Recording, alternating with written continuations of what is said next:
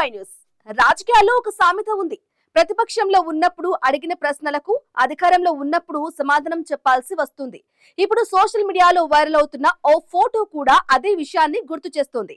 1997లో ఒడిశాలో జరిగిన ప్రశ్నపత్రం లీక్ ఘటనపై వీధుల్లోకి వచ్చి నిరసన తెలిపిన యువ నాయకుడు ఇప్పుడు దేశ విద్యాశాఖ మంత్రిగా పరీక్షల నిర్వహణపై ప్రశ్నలు ఎదుర్కొంటున్నారు.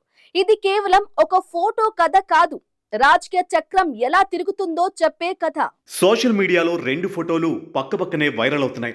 మొదటి ఫోటో చేతిలో ప్లకార్డు, ముఖంలో ఆవేదన.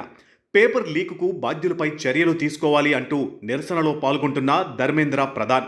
రెండో ఫోటో దేశ విద్యాశాఖ మంత్రిగా మీడియా ప్రశ్నలకు సమాధానాలు ఇస్తున్న అదే ధర్మేంద్ర ప్రధాన్. ఈ రెండు చిత్రాల మధ్య దాదాపు 3 దశాబ్దాల గ్యాప్ ఉన్న సోషల్ మీడియా మాత్రం ఒకే లైన్ చెబుతుంది. సమయం మారింది, పాత్రలు మారాయి, కానీ ప్రశ్న మాత్రం అదే. ఇప్పుడు దేశవ్యాప్తంగా నీట్ ఇతర పోటీ పరీక్షల నిర్వహణపై తీవ్ర చర్చ కొనసాగుతుంది.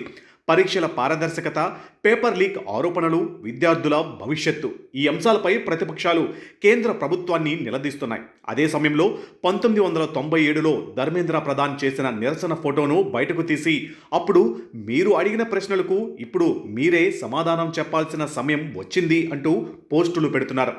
రాజకీయాలలో కాలం ఒక గొప్ప స్క్రిప్ట్ రైటర్.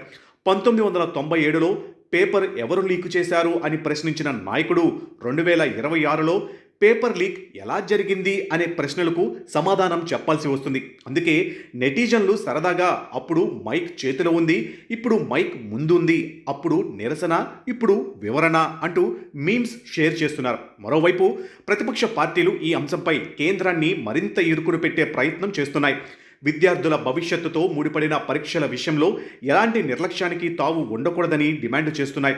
కొంతమంది రాజకీయ నాయకులు విద్యాశాఖ మంత్రి నైతిక బాధ్యత వహించాలని కూడా కోరుతున్నారు. అయితే కేంద్ర ప్రభుత్వం మాత్రం పరీక్షల భద్రతను మరింత బలోపేతం చేసేందుకు చర్యలు తీసుకుంటున్నామని, అక్రమాలకు పాల్పడిన వారిపై కఠిన చర్యలు కొనసాగుతున్నాయని చెబుతుంది. రాజకీయాలలో ఒక విషయం మాత్రం శాశ్వతం. ప్రతిపక్షంలో ఉన్నప్పుడు ప్రతి సమస్య చాలా సులభంగా కనిపిస్తుంది. అధికారంలోకి వచ్చిన తర్వాత అదే సమస్య ఎంత క్లిష్టమో తెలుస్తుంది. అందుకే సోషల్ మీడియాలో ఇప్పుడు వైరల్ అవుతున్న ఒక కామెంట్ కుర్చీ మారితే ప్రశ్న అడిగే వైపు కూడా మారిపోతుంది. అయితే ఈ వైరల్ పోస్టులు, మీమ్స్, సెటైర్లు అన్నీ సోషల్ మీడియాలో జరుగుతున్న రాజకీయ చర్చల్లో భాగమే. పేపర్ లీకులపై విచారణలు, బాధ్యత, రాజకీయ విమర్శలు, రాజీనామా డిమాండ్లు వంటి అంశాలు ప్రజాస్వామ్యంలో సహజమే. తుది నిర్ణయాలు మాత్రం విచారణలు, చట్టపరమైన ప్రక్రియలు, ప్రభుత్వ నిర్ణయాల ఆధారంగానే ఉంటాయి. కానీ ఒక విషయం మాత్రం నిజం. 1997లో రోడ్డుపై అడిగిన ప్రశ్న 2026లో అధికారాన్ని ప్రశ్నిస్తుంది. అదే రాజకీయాల అసలు ట్విస్ట్. అదే కాలం రాసిన స్క్రిప్ట్.